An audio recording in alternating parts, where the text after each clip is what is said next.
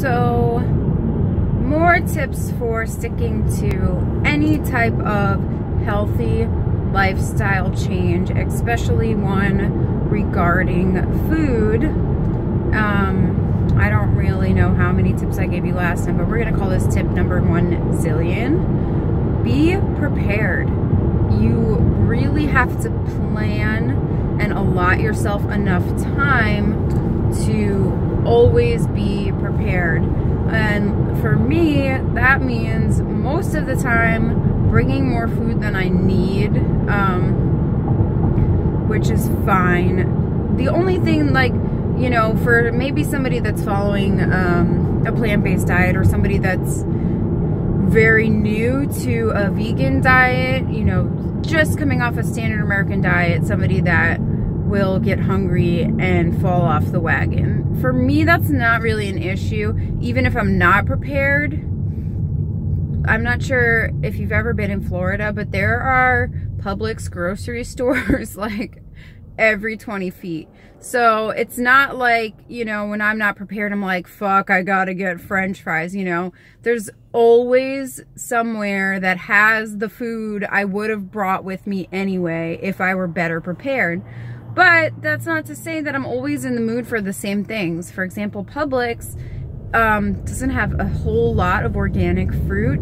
I will not eat Driscoll's organic berries because they taste like chemicals, like hardcore. They're awful and they taste like chemicals, and that's the only kind of berries that Publix carries. So I'm usually stuck with like pears or something, and they're never ripe when you first buy them. So it's never ideal, but I still would eat like conventional watermelon or something, you know, or they have usually like cored pineapples that are always really good, which again, I don't encourage you to eat conventional pineapples because they're GMO most of the time, but I'm just saying I would eat all of that stuff before going to get French fries, but we're not talking about me. So let's say today is day 3 of your new plant-based lifestyle, and you're coming from the standard American diet, and days 1 and 2 were the weekends, so you really had time to prepare. You looked up a restaurant that had good options,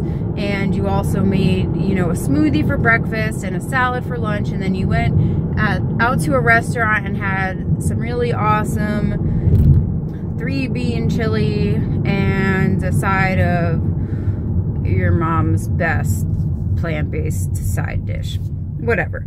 So, and now it's Monday and you have to work. So, you know, you're running around in the morning and you chug your coffee and you grab a banana and you're like, oh, I don't have anything to bring to work. I don't know. I'll figure it out on my lunch break.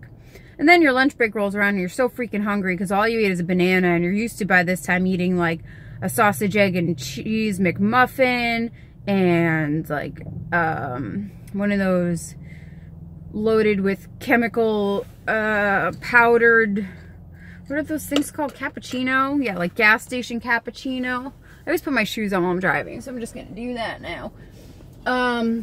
So, you know, all of a sudden lunchtime rolls around, you're so freaking hungry, and you've only been on this lifestyle for a couple days, so you haven't really mastered how to make something really quick. You haven't really gotten to the point where you're comfortable just staying hungry, which I'll get to in a minute.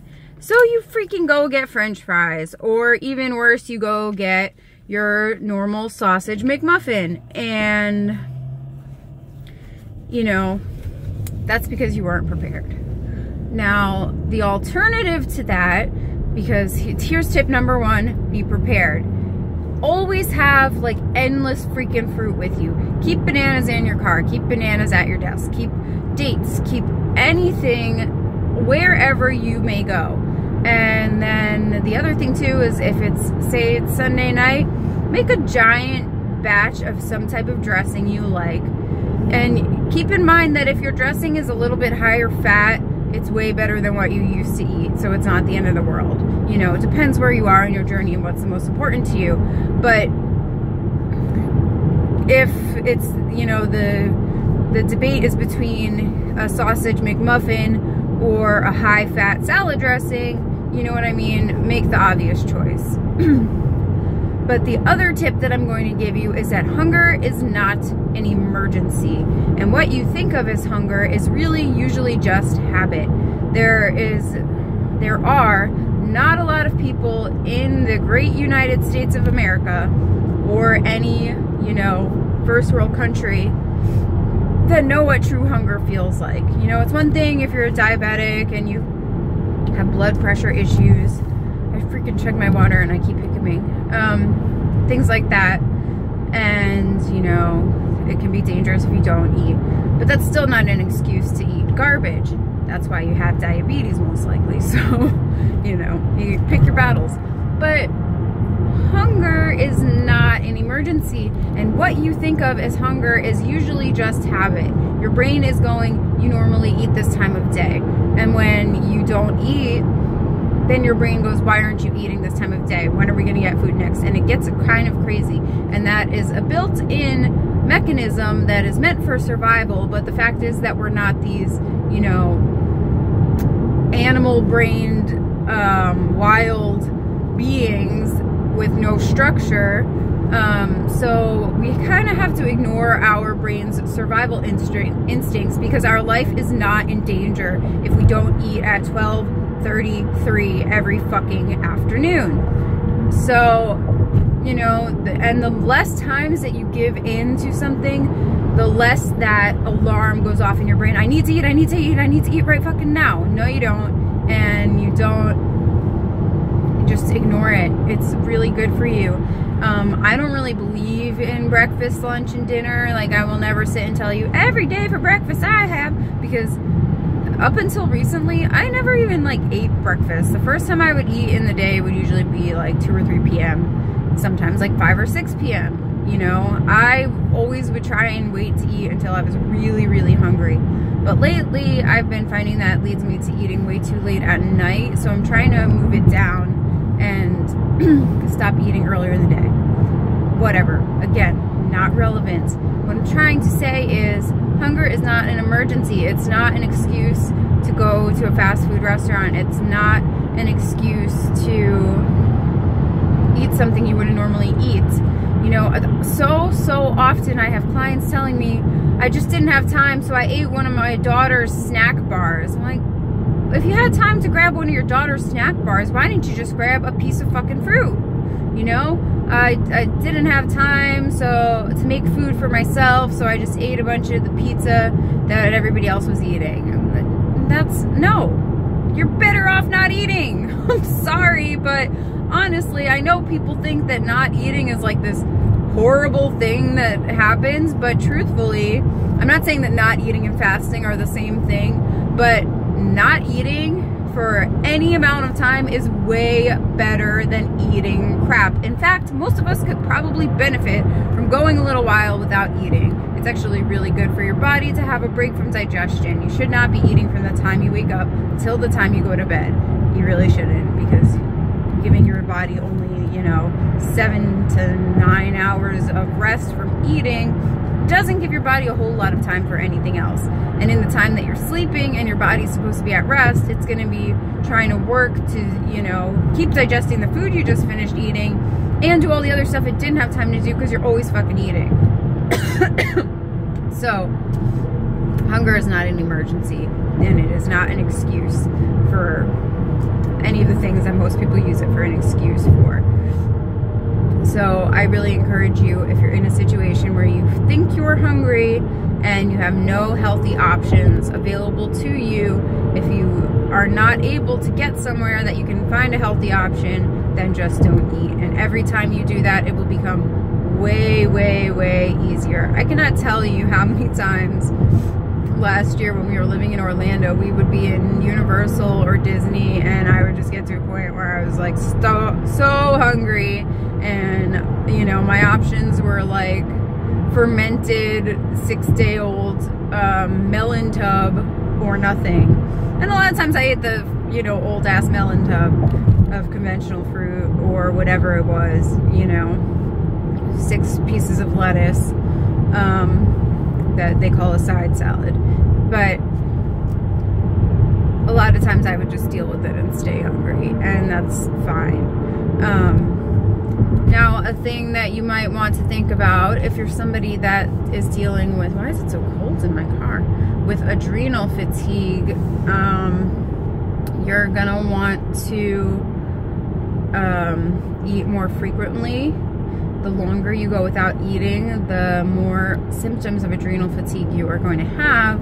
But that's not to say that you have to eat, you know, a 400, 500 calorie snack all the time. You can eat half of a banana just to keep your blood pressure up, and, you know, things like that. That's a whole another ball game. I think I have like 3 or 4 videos on adrenal fatigue if that's something that you struggle with. So there are a lot of circumstances that preferably you would be eating more frequently throughout the day. But again, a cheeseburger is not going to save your adrenal glands, and it's not going to make you feel any better. And just the amount of guilt associated with it that you're going to feel almost immediately after eating it is really not worth the relief of hunger. And when you're making this excuse that you are so starving, who are you making it to? You know, nobody else is really holding you accountable, so you don't have to make excuses. So don't even bother lying to yourself. If you just are, you know, not having the strength and you are wanting to make an excuse to yourself, that's kind of silly, because, you know, nobody's asking you to show up for this new diet other than you. So you just don't bother with the excuses. Just say, I guess I'm not doing this new diet, and don't do it. Or tell yourself you're worth it and just stick it out. Be hungry or be prepared. Those are your options. Those are your good options, I guess I should say. Anywho, that's all I wanted to say really for this video. I guess I can tell you my version of being prepared for today. So this right here is my tea. I just bought this new mug. I haven't taken the tag off yet. It is what is it? Peppermint licorice tea. And I'm not a licorice person, but licorice tea is very good for your adrenal glands. And so I decided that I would try it. And what was I gonna say? Oh, and it's actually not bad. It doesn't taste very licoricey, and I have a little bit of coconut milk in that. And then this smoothie is 3 bananas and a black sapote and some coconut milk. And this is lemon water. And then in my bag, I'm not gonna go into right now because I'm driving, I've got like, I don't know, 2 containers worth of blackberries. So that's how I'm prepared for my 9-hour class. And there's a Publix right by, so if I'm hungry still, I can go to Publix. I'm gonna go so I make sure I'm going the right way. Bye!